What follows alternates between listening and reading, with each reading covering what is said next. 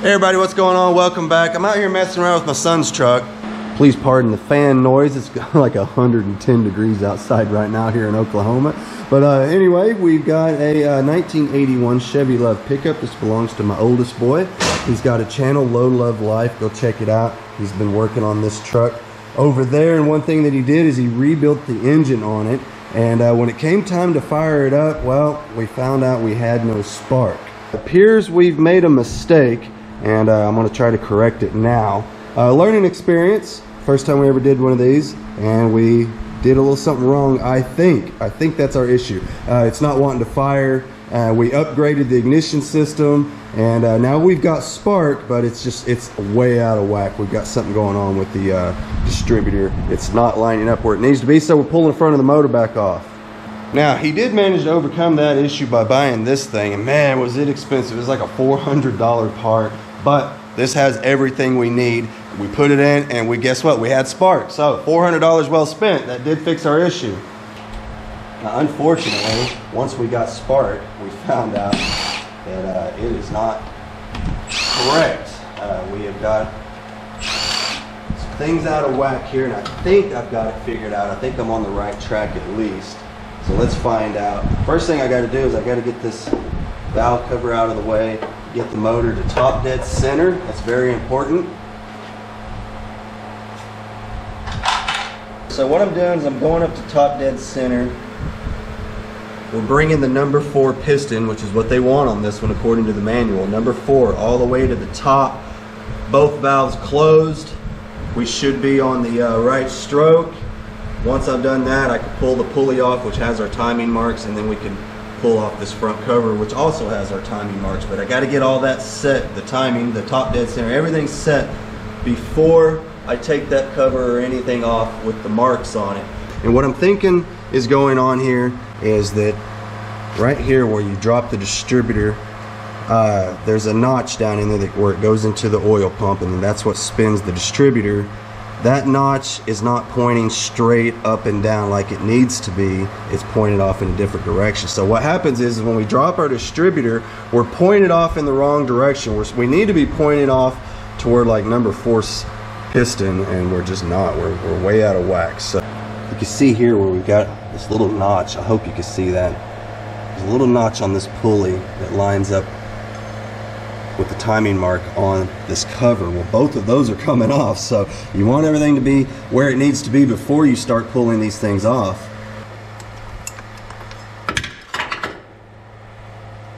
Let's get the pulley out of the way now.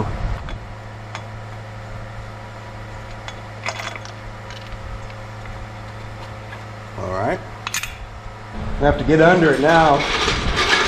We're going to have to pull that oil pan down just a little bit, or otherwise that cover's never going to come off of there.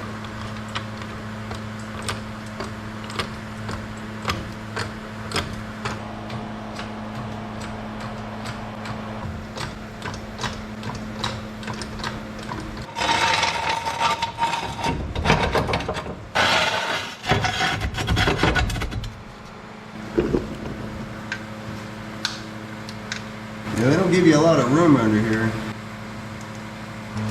But I shouldn't have to take all the bolts out. I should just have to kind of loosen them up just enough to kind of drop this pan just down a little bit so that front cover will come off. Yeah, you see how we got these studs right here sticking down? Well, we need the pan to kind of drop down and clear that so that we can get the front cover to slide out. You see what I'm saying? So far, I haven't ran into any that were, impossible to get to or anything. So, guess we got just enough room. There's no way to actually pull this pan off with the engine in the truck. This cross member's in the way, and it is not removable. That Hardbody Nissan that we work on of my daughter's, you can actually take this out. And man, what a lifesaver, dude! I was actually able to get underneath her truck and pull the pan off and everything with no problem at all, and you just can't do that on this one. There's just no room.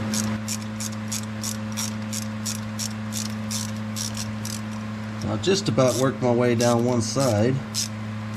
I did decide to go ahead and pull the bolts out, and what we'll probably do is just leave the back ones in and just loosen them up. How about that?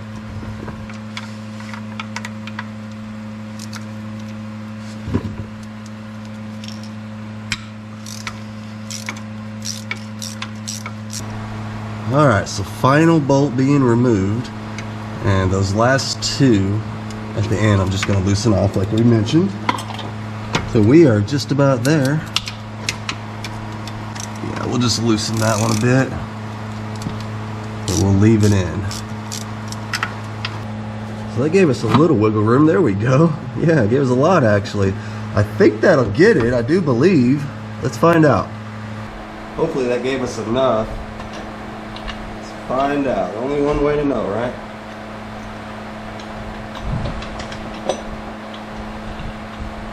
It always helps to get all the bolts loose. There we go.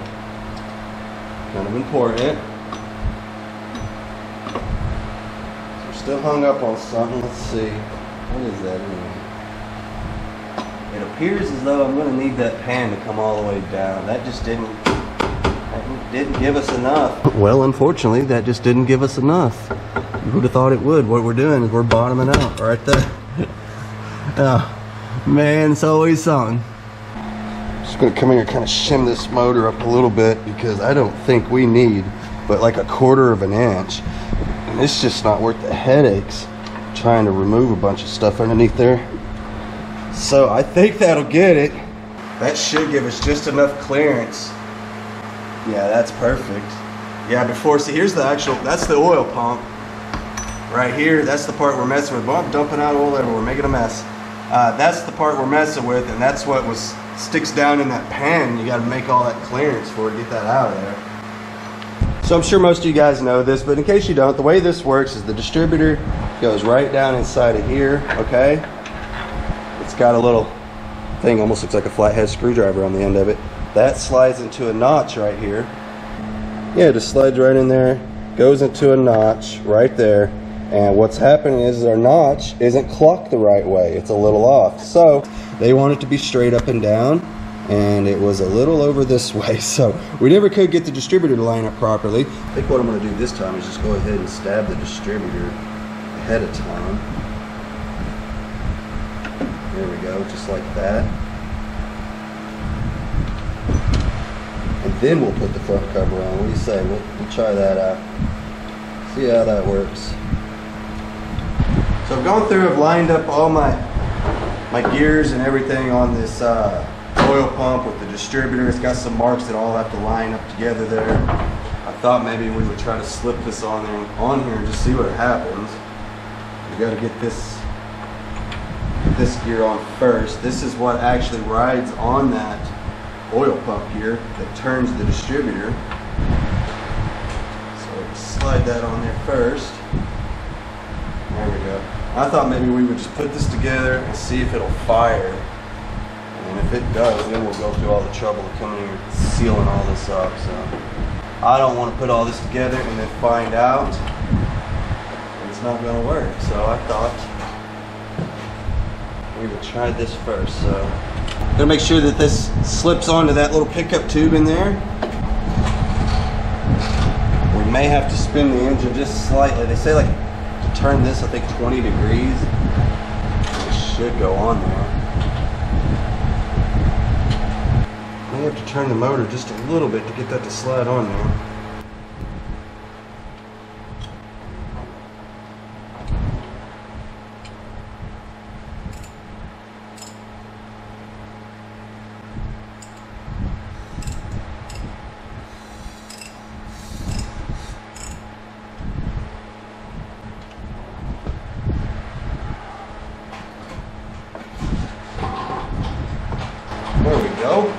There we go.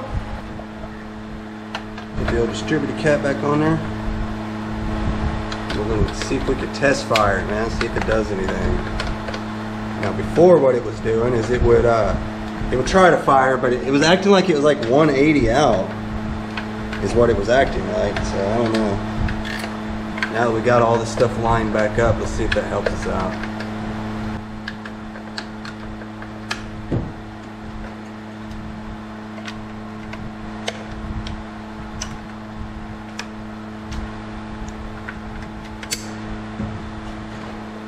Okay, so now that we got past that, he has managed to get back out here and get everything all buttoned up, and it's looking pretty good. Yeah, look, man, he's got everything all put back together. We are just about ready to fire this thing. He's been going through all the wiring, everything, and he's got it all. Everything's hooked up, cranking. We got spark. I don't think we got fuel just yet. We don't have fuel just yet, but I think I could just dump a little in there. And let's see if we can hear it kick off. Why not?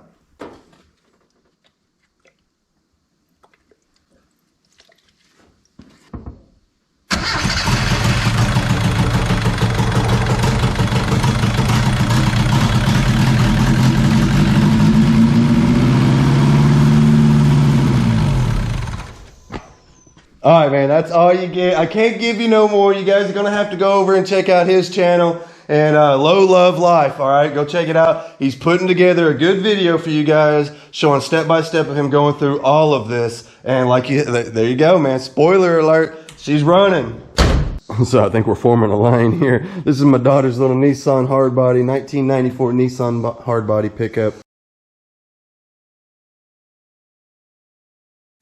And well, we went through quite an adventure trying to get this header on here. Look here, we got ourselves a ceramic coated header. She just had to have it, y'all. You know how them kids are. She just had to have that thing. And well, we found out that they don't actually make one of those to fit an automatic pickup. So we had to get a little tricky with it, and we converted it down to a floor shifter off of a Nissan Pathfinder. That got all the linkage out of the way and made it where we could get that header in there. But we kind of rushed through it. It was in the middle of the night. It was getting late. She had work next day, and what we got going on here is the muffler's kind of rattling on the frame a little bit, and I want to get underneath there and fix that because it's driving me crazy. We'll crawl underneath here, and I'll show you what I'm talking about. Look at this. You can see, I mean, obviously that's not going to work. Look.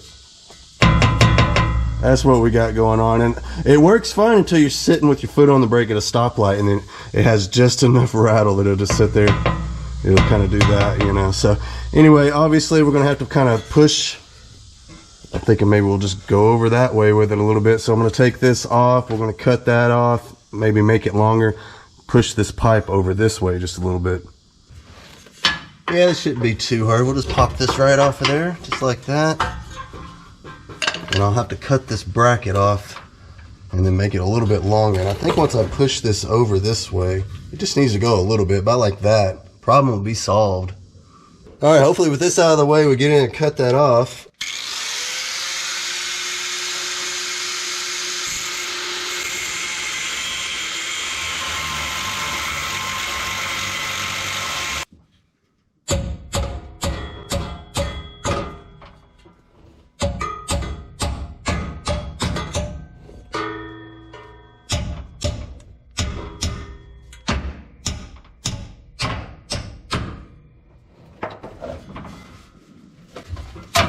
It wasn't pretty, but it worked. Luckily, I got tons of these old exhaust pipes sitting around. I got whole exhaust systems that came off of brand new cars from when I worked in the body shop. If these things came in, maybe rear-ended, and they had the slightest little bit of, like a little dent on the exhaust tip, they would just replace the whole system, and I would bring the whole thing home. And I use this stuff all the time, the old brackets, the tips, mufflers, whatever. You know, it's kind of nice having this stuff sitting around, and hell, they were just going to throw it away anyway.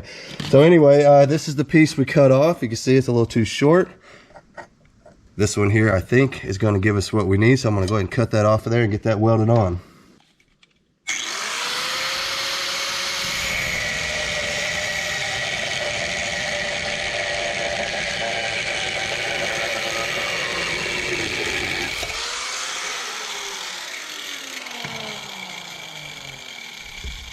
We'll take my flapper wheel, and we're going to take the angle grinder, get in here, kind of dress up the surface a little bit before we start welding.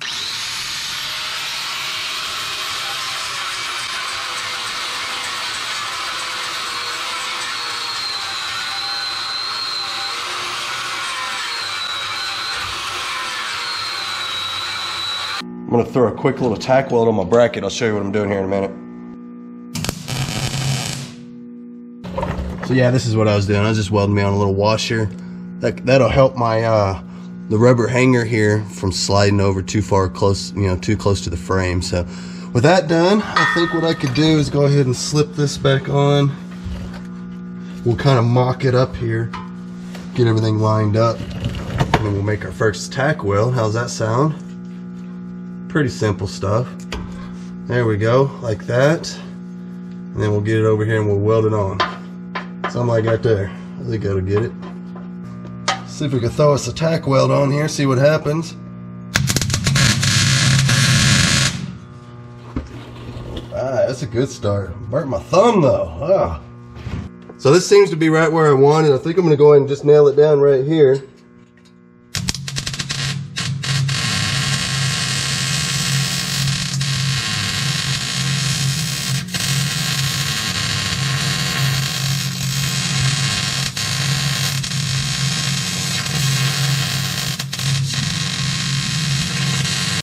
Probably should go ahead and dust on a little black spray paint, just for good measure.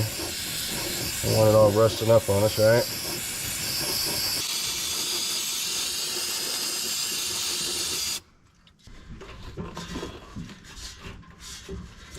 And final assembly. Slip it on there, call it good. Doesn't look like it's going to knock against the frame no more. We got plenty of wiggle room in there.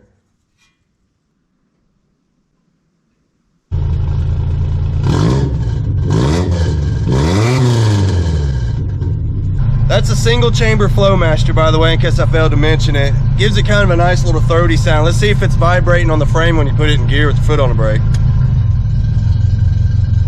No more, man. Before it would just be like tap, tap, tap, tap, tap. Oh, it's just so annoying. Drove me nuts. So a quick little fix on that. That wasn't too bad. I think the next video we're going to upgrade these spark plug wires. We've got some new ones that we're going to make. They're a lot bigger. I think we'll carry some more ohms. We've been having trouble with those. We've already upgraded once and it seems like it didn't really help. It kind of, the problem will go away, but then it comes back and it's just like an intermittent miss that just comes every once in a while. You'll go out there and you'll mess with the spark plug wires and it'll stop. So you know, some crappy spark plug wires, just AutoZone junk. We made a set for this one here and we got some left over and we're going to make a set for that Hardbody as well. Those things right there are really nice. Those are 8.5 millimeter from MSD. That's good stuff, man. It ought to get more than enough for this little 4-banger. So anyway, just a quick little update video on the mini trucks. Some of you guys were wondering whatever happened to Darlene. Well, here she is. I'm babysitting her while Kayla's away. Kayla's my oldest, and she is out of town. She's making career moves right now, so she's spending a lot of time out on the road. She was in Colorado, and then I think she's in Texas now, and eventually she's going to come back. She's going to give you guys a nice little update video on what's been going on with her and everything like that. And well, anyway, this is a little update video on Darlene. She's being taken care of, no worries. And so anyway, there's that one. And the Chevy Love. I know y'all been wondering what in the world happened to that old Chevy Love. What happened to Matthew? Why is he not making videos over there? Well, he got sidetracked on the BMW there for a little while. And well, anyway, he's back on the Chevy Love again, and he's got her going, y'all. So stay tuned for his video. He's going to put together something real nice for y'all over there. And as for me, I'll be getting back on the Porsche. That has turned out to be quite an ordeal. I'm not happy with that. We'll talk about that over on the next Porsche video. You guys don't forget to check out Weirdbeard on Instagram and Facebook. I'll see you guys later.